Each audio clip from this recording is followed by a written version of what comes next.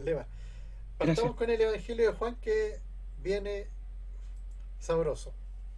¿Qué es lo que vimos la semana pasada? Vimos los evangelios sinópticos, ¿se acuerdan?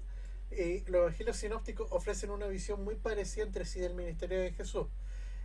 Juan muestra otros hechos que no están contados en este grupo, también lo vimos.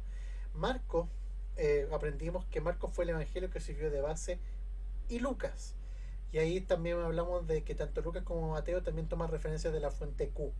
Esta fuente súper compleja de entender, pero que habla de manuscritos que son incluso anteriores a Marcos, y que Marcos es muy antiguo.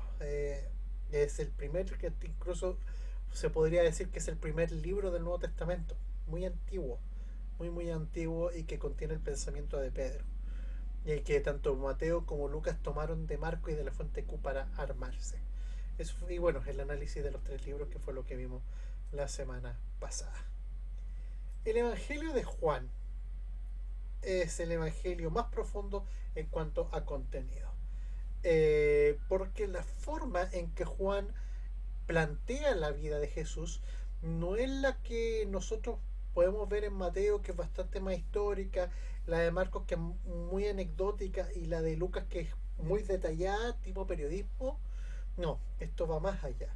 El Evangelio de Juan es un enfoque muy espiritual, es un enfoque muy, puede llamarse simbólico, pero es un simbólico real. Por, ¿Entienden la dicotomía? Porque habla de cosas muy profundas, habla de cómo Jesús hace cosas más allá de los milagros, sino que cómo Él se muestra. Eh, Claramente el Evangelio de Juan habla de la divinidad de Jesús.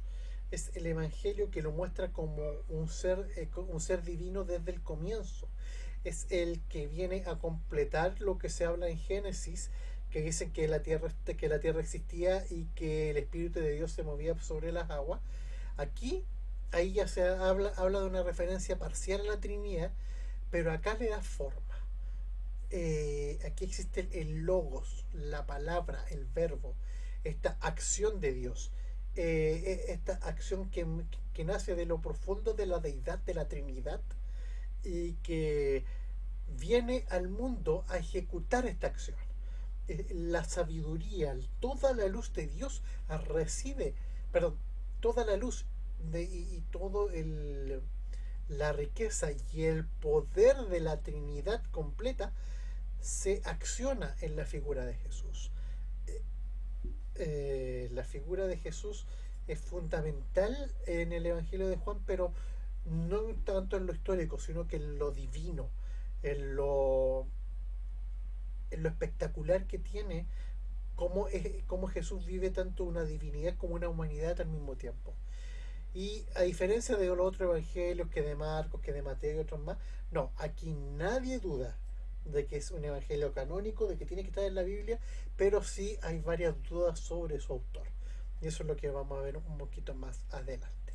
¿Qué es lo que vamos a ver hoy día? Vamos a ver el Evangelio de Juan así, no tanto el análisis, sino que formación, fechas, eh, características y todo eso lo vamos a desmenuzar, lo vamos a estrujar, y después nos vamos a ir al análisis propiamente tal del libro.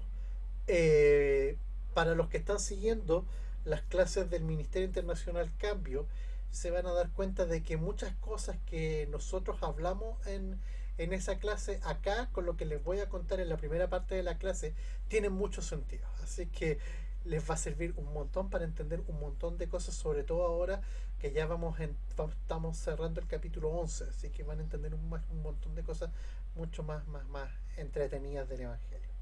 Bien, bien, veamos el Evangelio de Juan. Es el cuarto Evangelio canónico, bien, y se caracteriza por sus marcadas diferencias con los Evangelios sinópticos.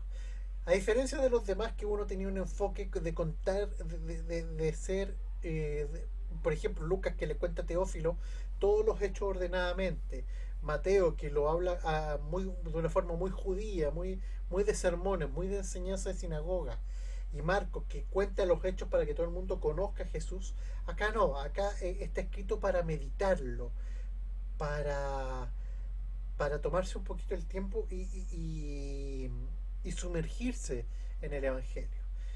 Y este es el libro, como les contaba, que presenta a Jesús como Dios y hombre al mismo tiempo.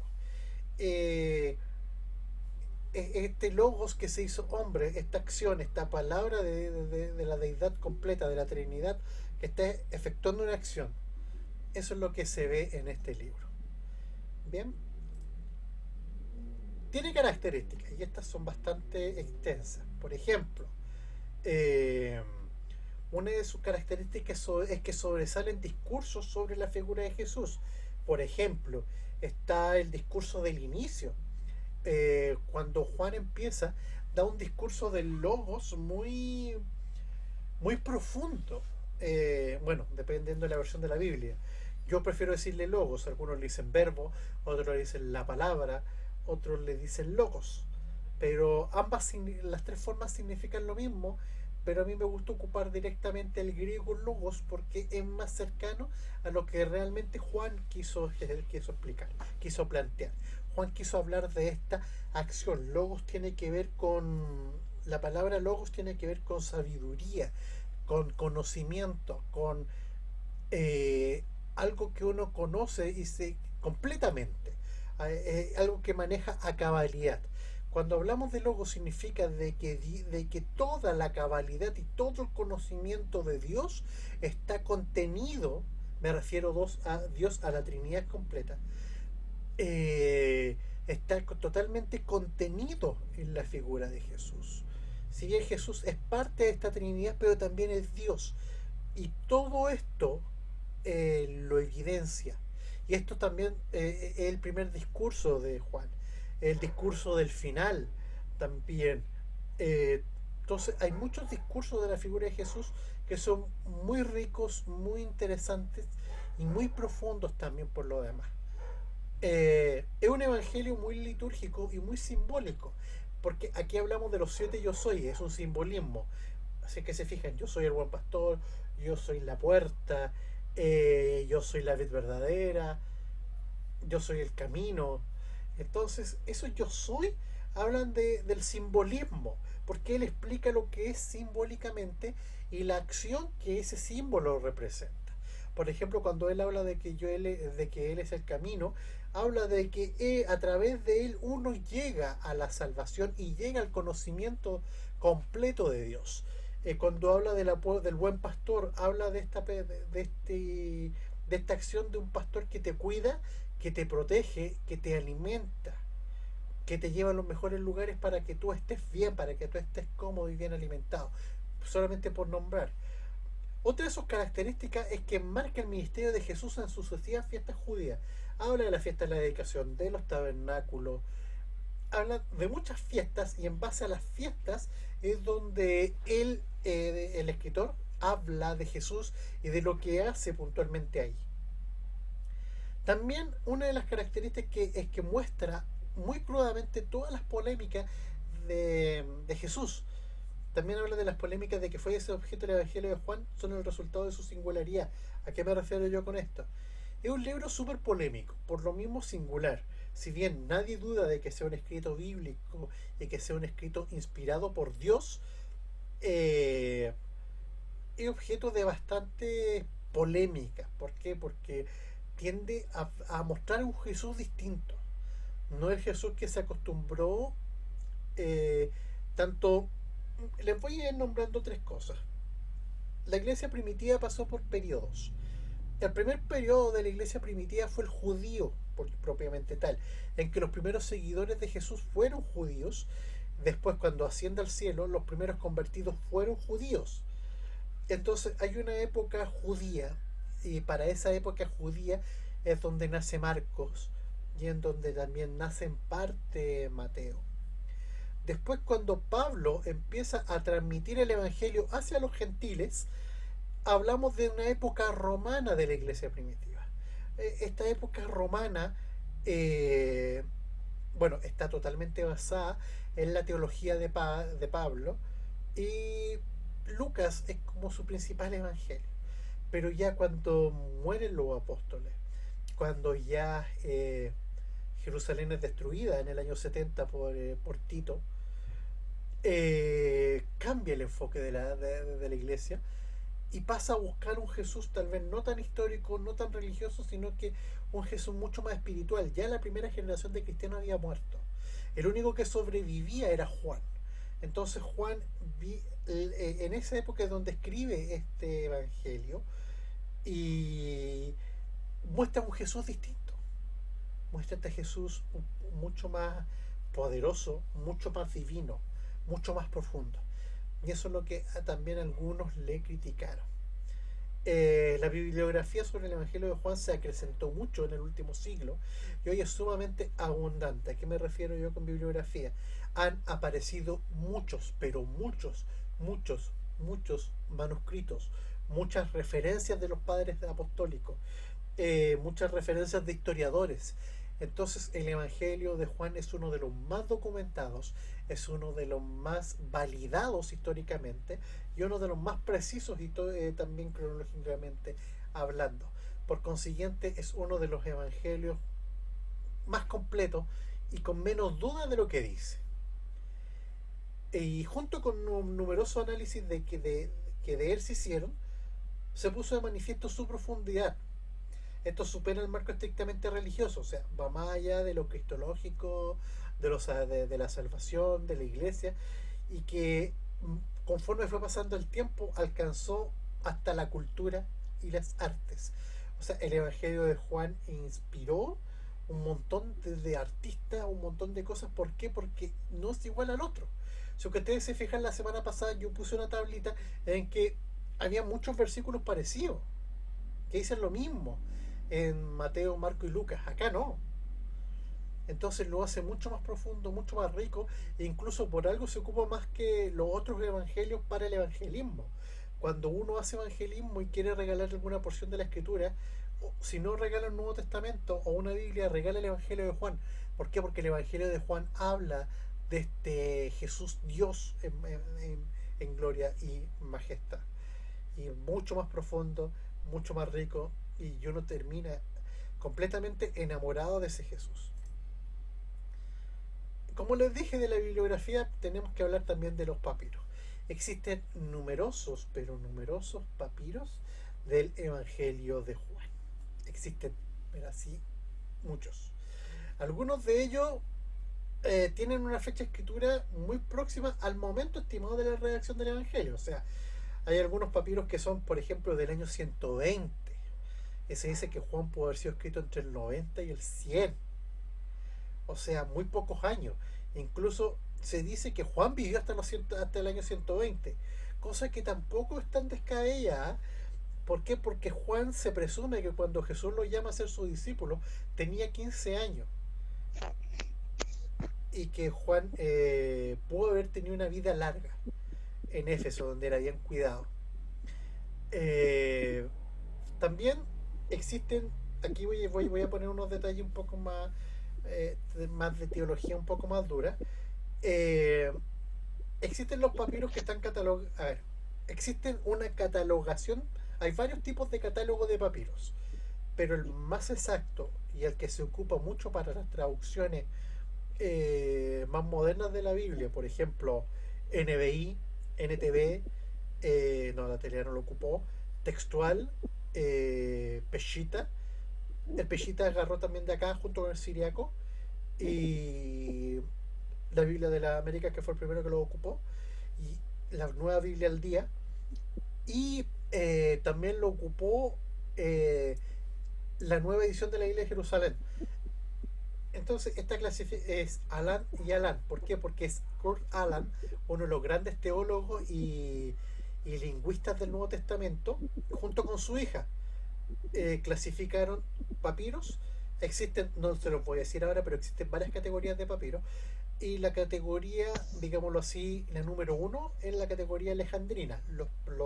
Casi todos los papiros relacionados con Juan están dentro de esta categoría. Por consiguiente,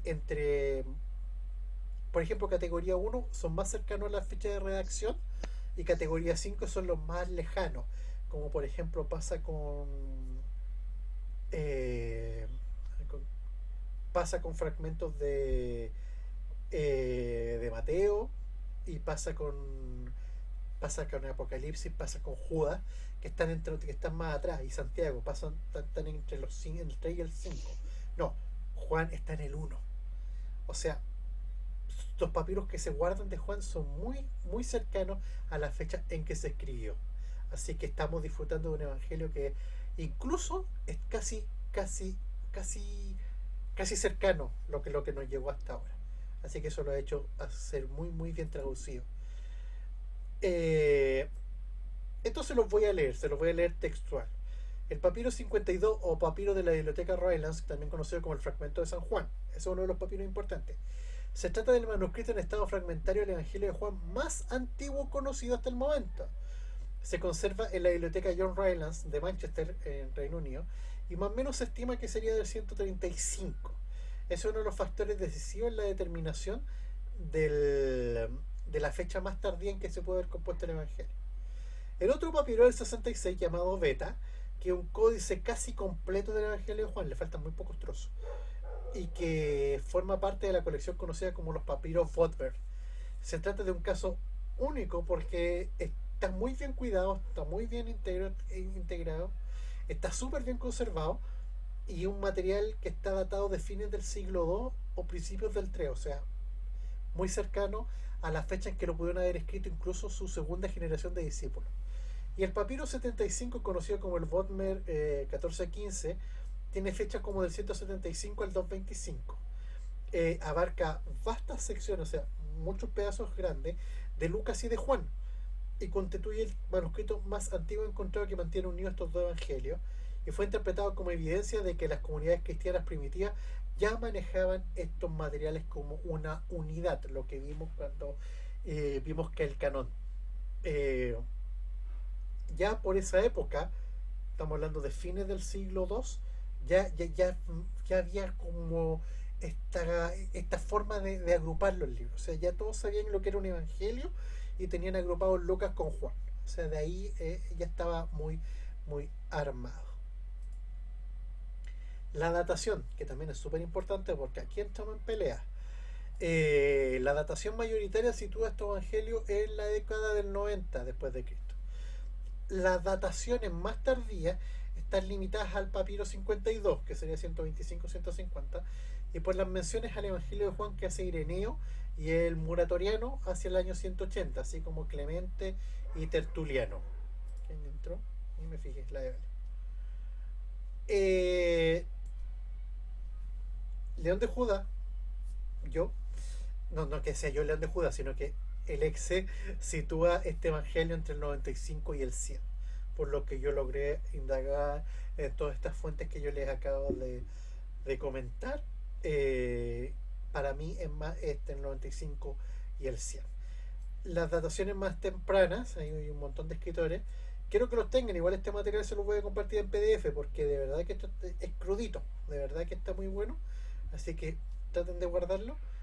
Las dataciones más tempranas se basan en los siguientes argumentos. Uno, se describe, aquí pongan atención y fíjense cómo Juan empieza a hablar de lugares de Jerusalén con mucho detalle. Aquí va eso.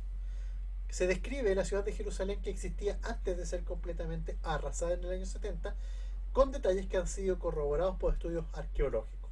Sí, todo lo que Juan dijo, arqueológicamente hablando, es correcto. Las descripciones de Jerusalén siempre se hacen en tiempo presente, nunca en pasado. Eso significa de que Juan fue testigo directo de esas cosas que pasaron. Nadie se las contó, él las vivió. Es súper vivencial. Lo que le quita un poco de piso a Mateo. No presenta ninguna profecía acerca de la destrucción de Jerusalén. En Juan 2.19 hay un comentario de Jesús cargado de simbología con respecto a la destrucción del templo y a su resurrección al tercer día, pero nunca se profetiza la destrucción de Jerusalén como si lo hace Mateo.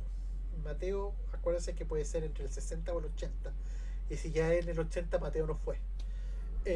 Aunque algunos autores afirman que la cristología de este evangelio estaba más elaborada y avanzada que los sinópticos. Por consiguiente pasaron años más de digerirlo. Muchos sostienen que presenta una cristología primitiva, cosa que yo comparto. Yo comparto de que la cristología de Juan, o sea, cómo se presenta, cristología se entiende como uno entiende y enseña a Jesús. Eh, para mí Juan lo muestra en su estado más primitivo, como realmente es, no como que pasó una generación para digerirlo, no. Juan lo presenta, ese es el verdadero Jesús que los evangelios sinópticos no alcanzan a precisar y a profundizar.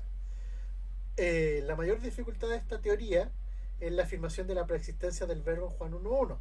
Sin embargo, la idea de la preexistencia de la palabra, lo que les dije, logos, la palabra creadora de Dios, ya estaba presente en Proverbios y en otros libros que son deuterocanónicos como la Sabiduría y el Eclesiástico.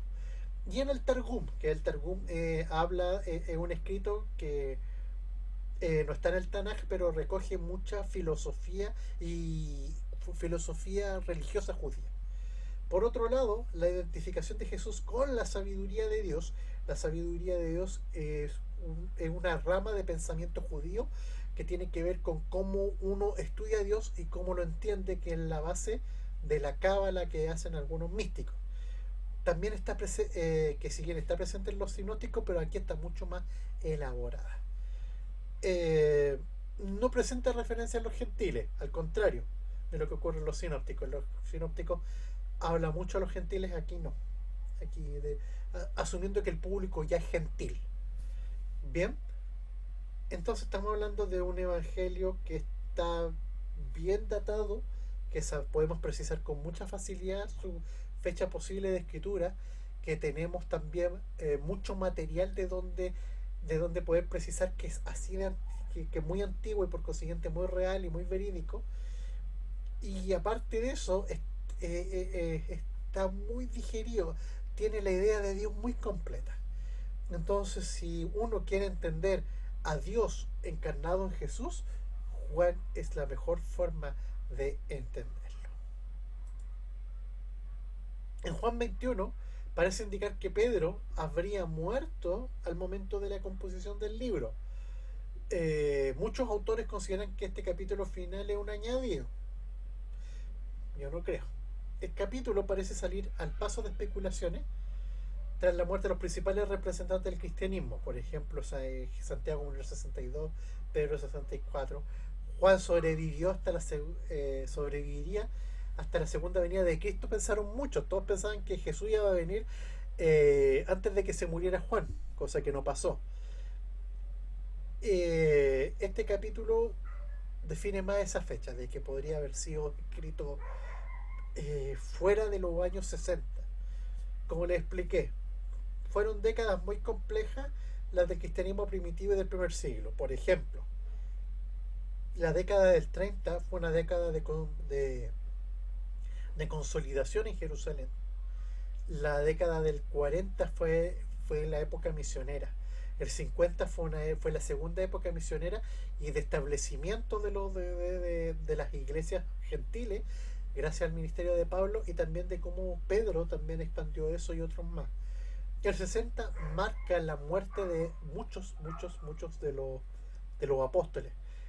La década del 70 marca la diáspora definitiva de los judíos y la muerte del otro grupo de apóstoles.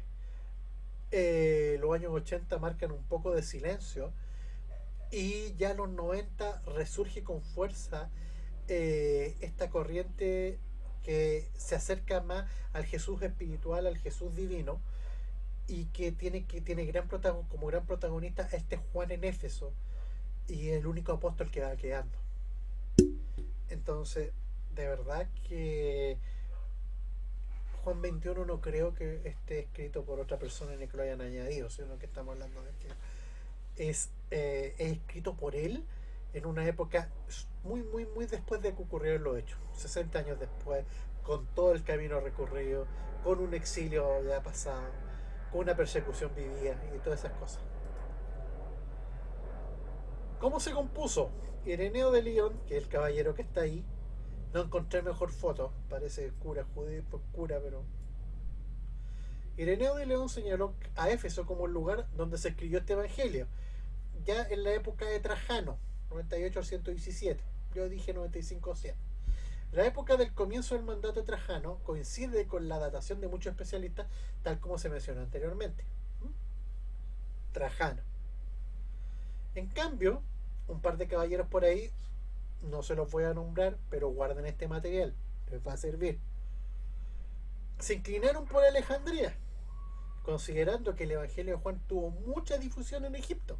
¿Por qué? Porque se fueron porque recuerden que en Alejandría estaba el centro cultural del imperio, no estaba en Roma, no estaba en Éfeso, estaba en Alejandría, donde estaba esta gigantesca biblioteca. Entonces todos los hombres eruditos del imperio romano iban para allá.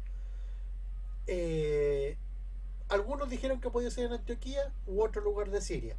Yo no creo, yo me quedo con Éfeso. También se ha propuesto que fue escrito al este de del lago del lago de Tiberíades, dentro del reino de Herodes Agripa II, el norte de Israel ahora. Pero tampoco. Eso es porque aparecieron cosas también por ahí, en, en el Mar Muerto de Juan. Pero tampoco. No, Éfeso. En nuestros días, ahora se admite en general que la lengua original del Evangelio de Juan fue el griego koiné, esta variedad del griego mucho más coloquial que se hablaba en esa época. Pero hay algunos autores que dijeron que pudo haberse escrito un original en arameo. Pero se revisó, se le dio vuelta. Yo leí ese estudio y no, no tiene mucho pie con bola. Estamos hablando que Juan ya estaba en Éfeso. Estando en Éfeso, que se habla, que estaba en plena Grecia, ahora Constantinopla, perdón, ahora Turquía. ¿Cómo iba a escribir en arameo? Si no estaba allá, estaba en Éfeso. Bueno, Éfeso, en griego.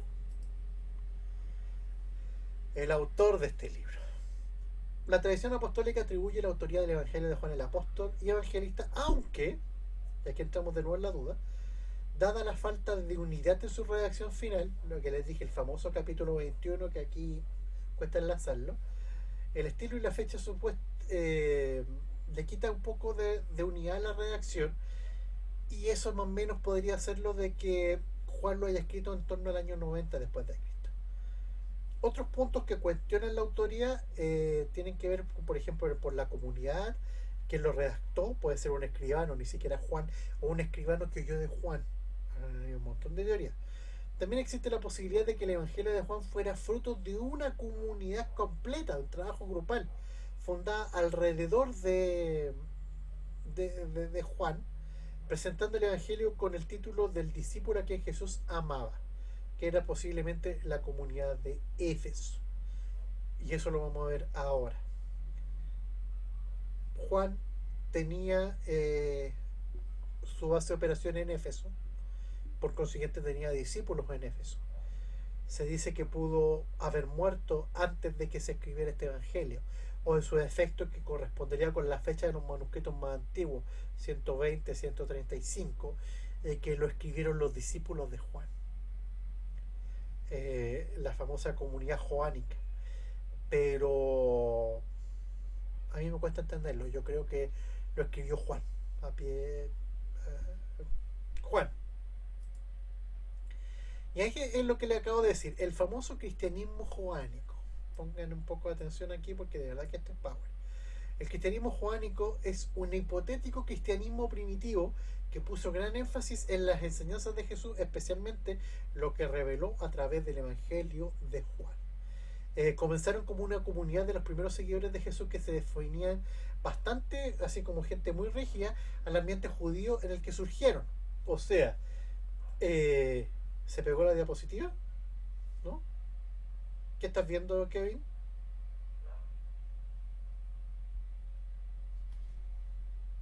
¿Y ahí?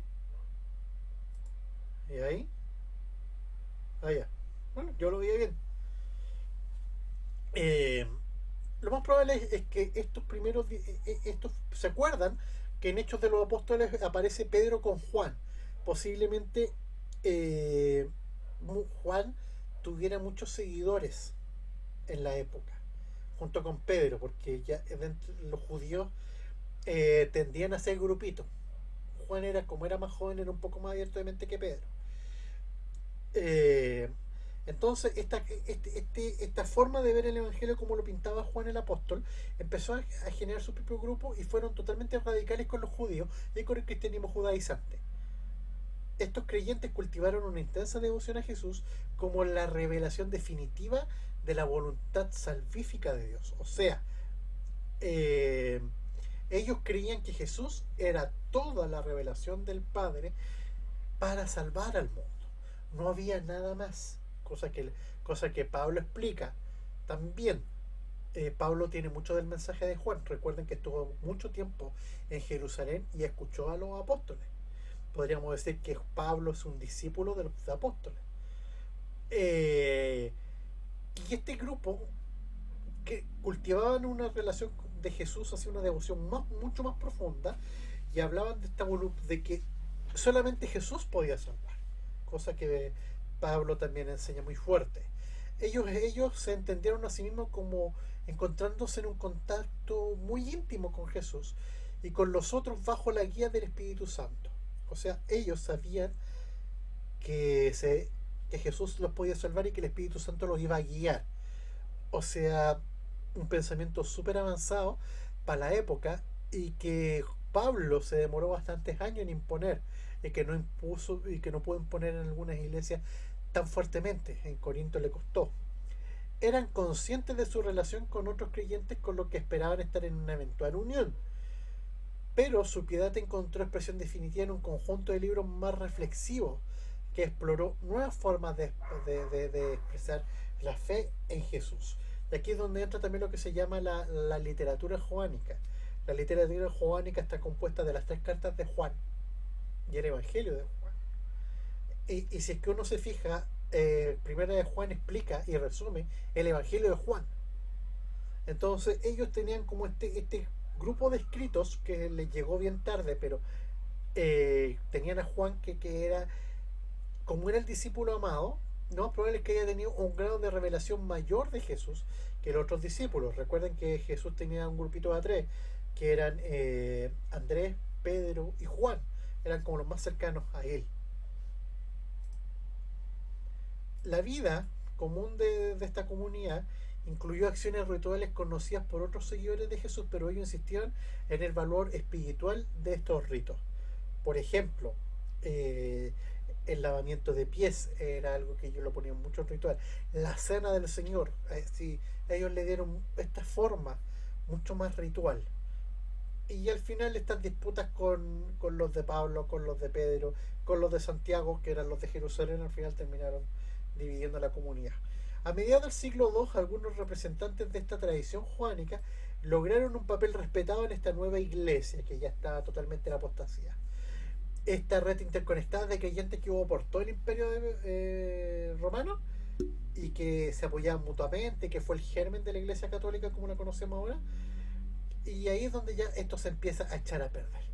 La comunidad joanina del siglo I entregó a la iglesia universal una obra literaria totalmente distintiva y una estimación de Jesús que llegó a dominar el desarrollo de cómo es el cristianismo posteriormente. O sea, entender a Jesús como el Hijo de Dios, como parte de la Trinidad, dejarse guiar por el Espíritu Santo y entender la profundidad del proceso de salvación de Dios sobre nosotros, viene de esta comunidad que instauró este modelo de ver el cristianismo, por llamarlo así. Nuestra forma de entender el Evangelio nace de la comunidad de Juan. Por eso es tan importante Juan, porque Pablo, si bien tuvo sus discípulos, Pablo se basa mucho en Juan.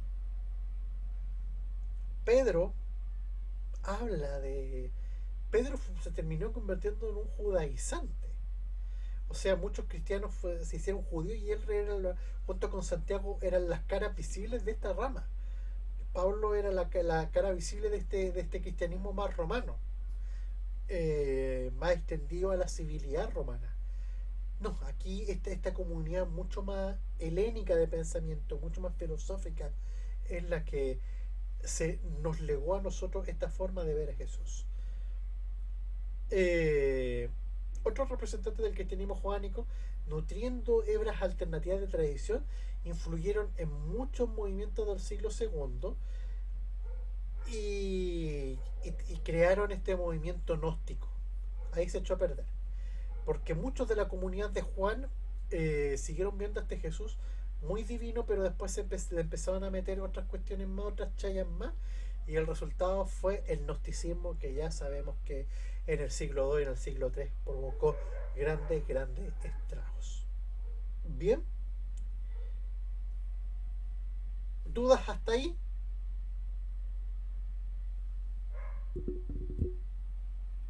Asumo que están muertos de dudas,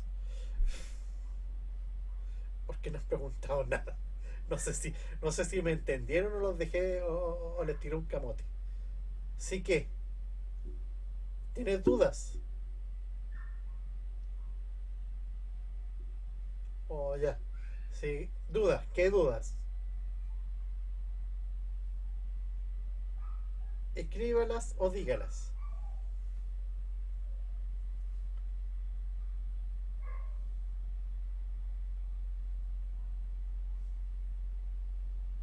Ya. Sigo con el análisis del libro. Análisis del libro. Ya aquí nos vamos a la parte más.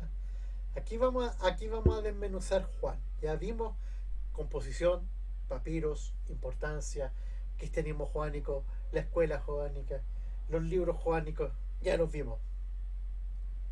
Ahora vámonos con esto. El análisis de Juan. A ver, Juan se divide, por llamarlo así, en cuatro partes. Una es el prólogo, la otra es el libro de las señales, el libro de la pasión y el epílogo.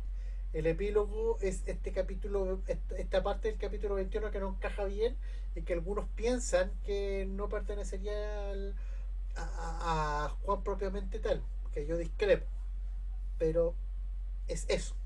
Así se divide Juan. Estas son las cuatro partes en que se divide: un prólogo, el libro de las señales, el libro de la pasión y el epílogo. El prólogo habla del logos, este prólogo maravilloso y poético, que primero habla de la eternidad del logos, que habla en el capítulo 1, versículos 1 al 2. Después viene el testimonio de Juan el Bautista, que aparece en el capítulo 1, versículos 6 al 8. Después viene el rechazo del logos, que es cuando prefirieron venir a las tinieblas y todo eso. Capítulo 1, versos del 9 al 11. Después viene la aceptación del logos, que es capítulo 1, versos del 12 al 13. Después ya habla propiamente tal de la deidad del logos, que es el 1 del 14 al 18. Y con eso se cierra el prólogo y ya parte el libro. Hay mucho de poesía en esta parte del prólogo, y mucho de profundidad. Yo en lo personal entiendo este prólogo de Juan como una forma de completar los primeros versículos de Génesis, porque ahí hay una allí, hay, ahí es donde la Trinidad se está manifestando en su concepto creador. Bien,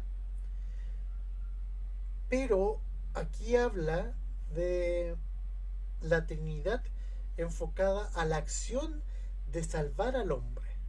Habla de la acción que es determinante en la vida del mundo, porque el mundo fue creado por él y para él, como dice el versículo, como dicen los versículos.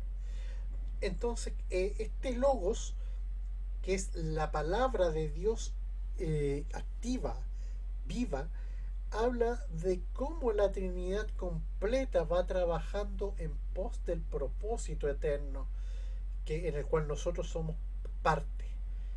Eh, Habla de este Padre amoroso, creador, pero también habla de un Jesús creador, de que el mundo por Él y para Él fue hecho.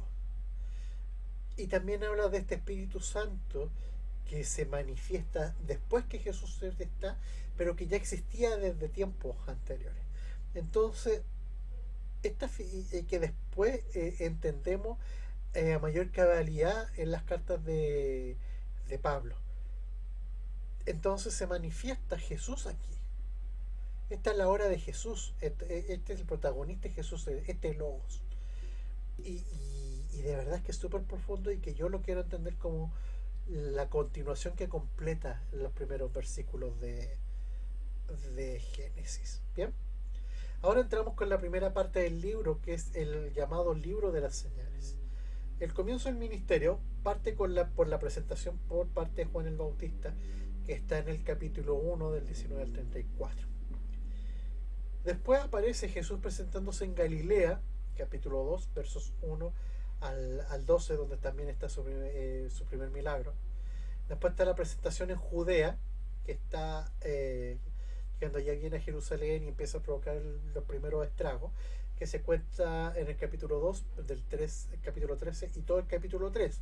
Y ahí donde habla con Nicodemo y se lanza, y ahí vienen los primeros simbolismos fuertes de Jesús. Cuando con Nicodemo le dice que tiene que nacer de nuevo, del agua y del espíritu, metiendo a la otra persona en la Trinidad. Pero Nicodemo no cacha nada. Y él le dice, no, tienes que nacer de nuevo.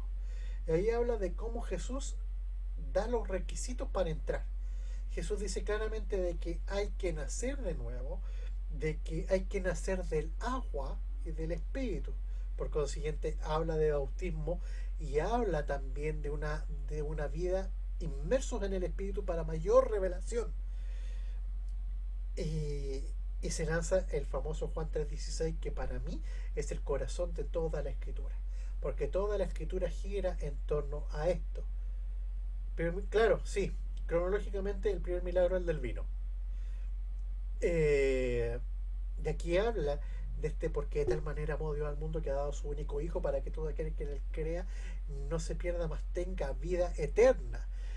O sea, habla de este plan perfecto de Dios de amor a lo que Él creó y que no lo va a desechar, sino que lo va a salvar. Y manda a Jesús como esta persona que viene a rescatar lo que se había perdido. Súper profundo. Después viene la presentación en Samaria. Ahí vemos cuando habla con la samaritana y todo eso. Ya, se cuenta en el capítulo 4 del 1 al 42. Y después vuelve a Galilea, capítulo 4 del 43 al 54. No te mueves. ¿Por qué no te mueves?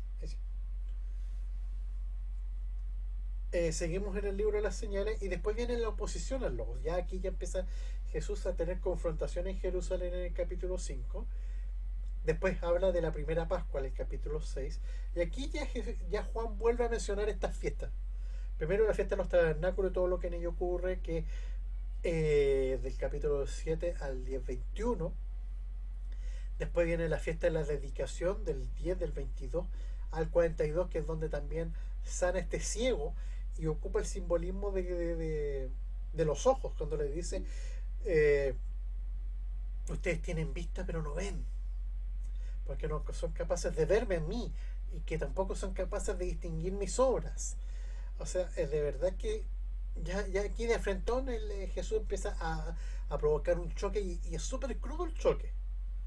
Después Jesús está este tiempo en Betania, que primero se va a Perea, después vuelve a Betania, que en el capítulo 11 al 12-11, y aquí está Lázaro, el milagro más espectacular de todos los milagros de Jesús. Este es el más espectacular porque concentra mucha gente, concentra un muerto, pero recontra muerto, concentra incredulidad, concentra reproche, concentra lágrimas, concentra gente que no lo pasaba y está ahí. Todo está concentrado acá. El milagro de Lázaro, o sea, de lejos, ni siquiera le va por ejemplo, cuando sana a la hija de Jairo, la sana de cerca. Cuando sana al hijo de la viuda de Naín, también lo toca. Pero no, acá de lejos. Y el otro, las resurrecciones de Jesús, llevaba un poco muerto.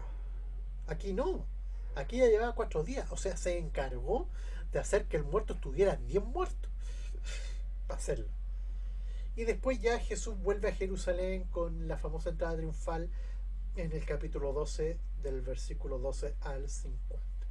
Y la segunda parte habla de, ya se llama el libro de la pasión, y empieza con la última cena. El Evangelio de Juan ofrece el relato más acabado, lindo y concreto de la última cena.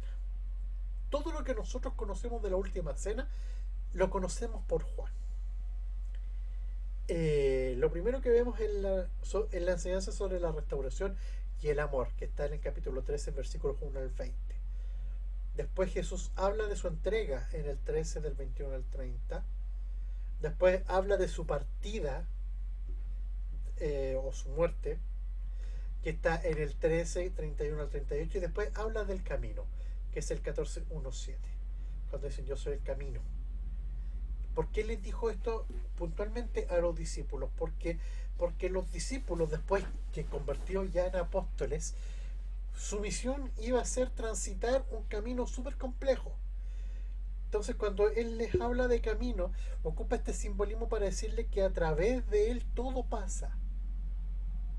Y eso también nos debiera ser una lección para nosotros. Si estamos en Jesús, todo pasa por Jesús. No pasa por obra de Espíritu Santo, no pasa por decretos míos, no, pasa porque Jesús es el camino por el cual nosotros transitamos esta vida. A veces le quitamos el protagonismo a Jesús, y Jesús es el protagonista de todo. Después habla de la unidad divina en el 14, del 8 al 14. Habla de que el Padre, habla del Padre, y de conocer al Padre a través de él. Después habla de la venida del Espíritu Santo. Se fijan de nuevo que Jesús siempre está mencionando la Trinidad, si bien no la menciona con nombre. Esto se llama Trinidad, Dios Padre, Dios Espíritu Santo. No. Habla de Trinidad, pero siempre está hablando de esta simbiosis perfecta que se da entre el Padre, Él y el Espíritu Santo. Todos hablan el mismo idioma, todos tienen una función específica, todos van fluyendo en esta unidad divina. Dios es uno en 3 personas. Esa es la Trinidad. Y él la expone siempre en este Evangelio. Y eso lo leemos en el capítulo 14, del 15 al 26. Después enseña sobre la paz en el 14, 27 al 31. Después hay otras enseñanzas más pequeñas en el capítulo 15 hasta el capítulo 16, 15. Y después habla de su regreso en el capítulo 16, del 16 al 33, de cómo él va a volver. Y después en el capítulo 17 habla de esta oración intercesora de Jesús, que está dividida en 2 partes. Primero ora por sus discípulos y después por nosotros. Si uno analiza en profundidad el capítulo 17, vamos a ver una sola oración de intercesión, pero que está apuntada hacia 2 objetivos. Primero, para que sus discípulos mantuvieran una unidad, porque lo que se les venía era una tarea súper compleja que les iba a demandar la muerte. Y no muertes lindas, sino que muertes bien crueles y bien duras, bien terribles. Por mencionar algunos, la muerte de Andrés por apedreo, la muerte de Pedro cabeza abajo, decapitación de Pablo, Andrés que muere con en una cruz como X, otros, y así, de verdad que tuvieron martillos muy intensos, muy bruscos, muy feos. Y Juan no. Juan, Juan no. Juan es el que logra morir de viejito en Éfeso. Después viene la pasión de Cristo puntualmente. Primero viene esta oración fuerte y triste en el Getsemaní y su arresto propiciado por Judas Iscariote. Eso lo leemos en el 18:1 al 11. Y después Jesús es juzgado, que eso ocurre entre el 18:12 y el 19:16, cuando hacen a la gente elegir entre Jesús y Barrabás, después cuando es azotado y humillado, en el 19 del 1 al 7, y cuando Pilato se hace débil.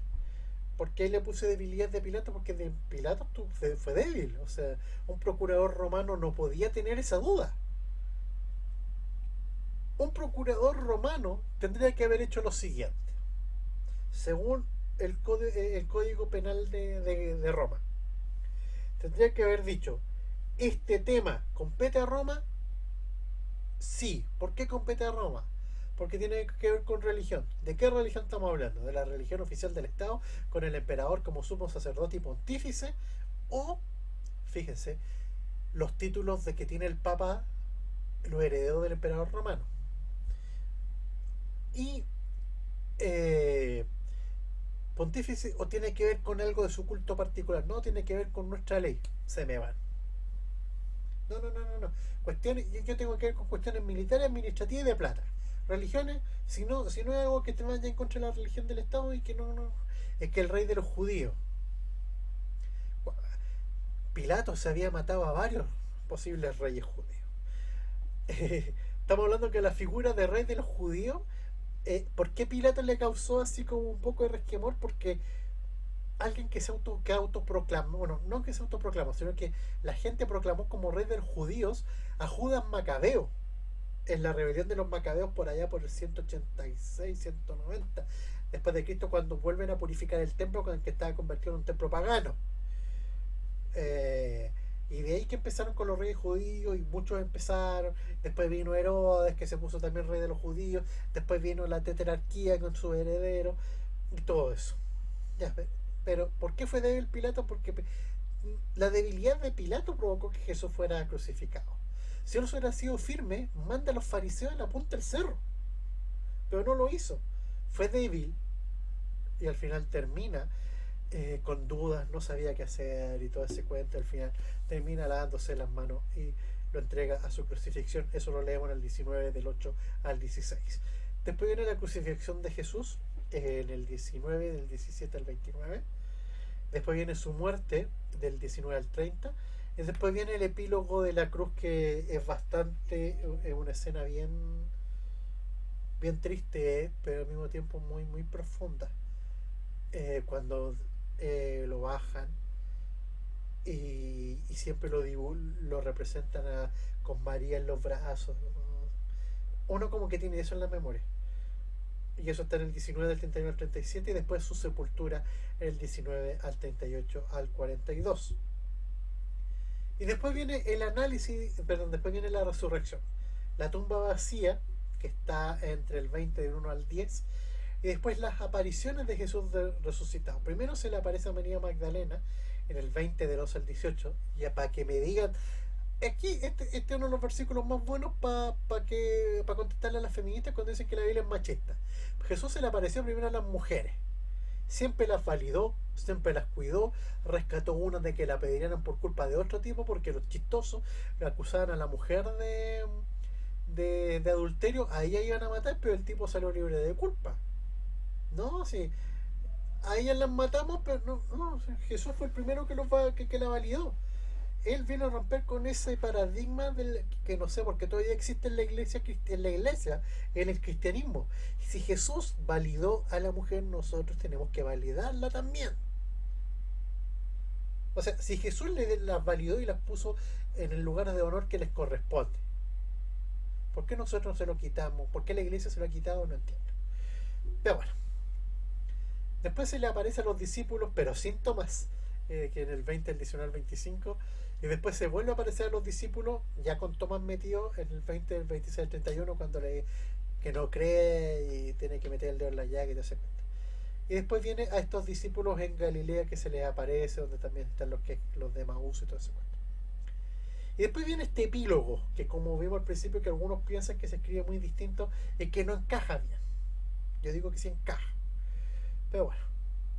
Y ahí habla con Pedro y el discípulo amado, que este diálogo con Pedro es muy lindo porque habla de un Pedro que lo restituye.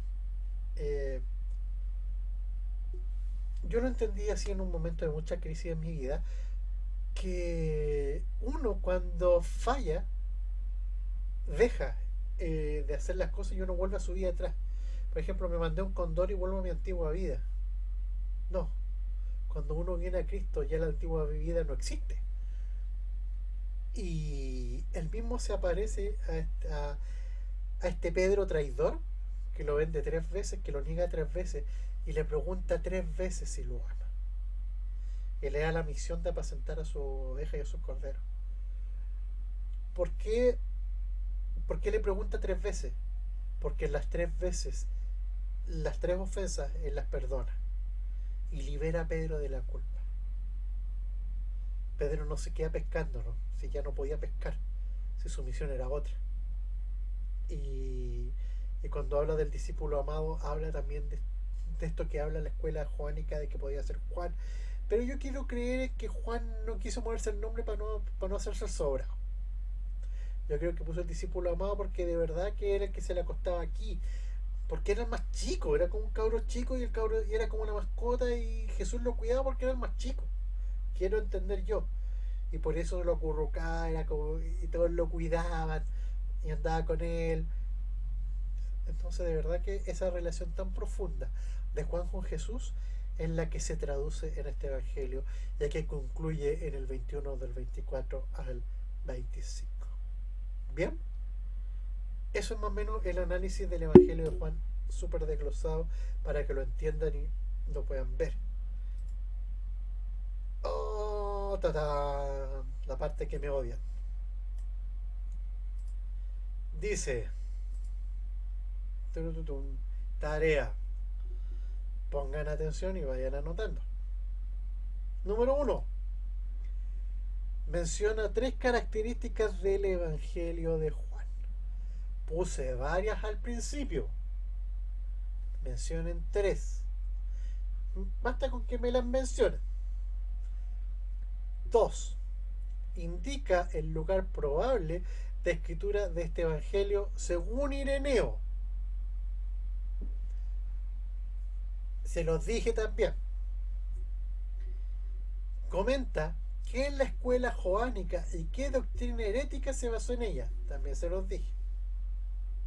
Comenta qué es la escuela joánica y qué doctrina herética se basó en ella. 4. ¿En cuántas partes se divide el análisis del libro? Nombra y señala las secciones. También se las dije. Eso se las nombré. Se las subrayé para esto. En 4. Ya. Pero ponlo vos y dime los nombres. Quiero saber cuántas y los nombres. 5. La 4 es 4. Ya. 5. Mencione al compositor y el nombre de la obra barroca basada en el libro. Comenta alguna generalidad de ello. El Greco. No, dice compositor y nombre de la obra barroca. O sea, con el barroco te estoy situando en un momento de la historia de la música. Basada en el libro. ¿Esa es la que hay que investigar? Sí. Johann Bastian Bach, ya lo dije. Okay. Mire cómo eso se llama portillar la clase, 20 puntos menos a los dos. Después comenta alguna generalidad de ello. No me basta con que me nombren la obra, me tienen que nombrar el compositor, la obra y alguna generalidad de ella. Lo que sea, tiene varias generalidades. ¿Ya? Pero es una pregunta más de música, pues. Bueno, pero yo ya hice la prueba.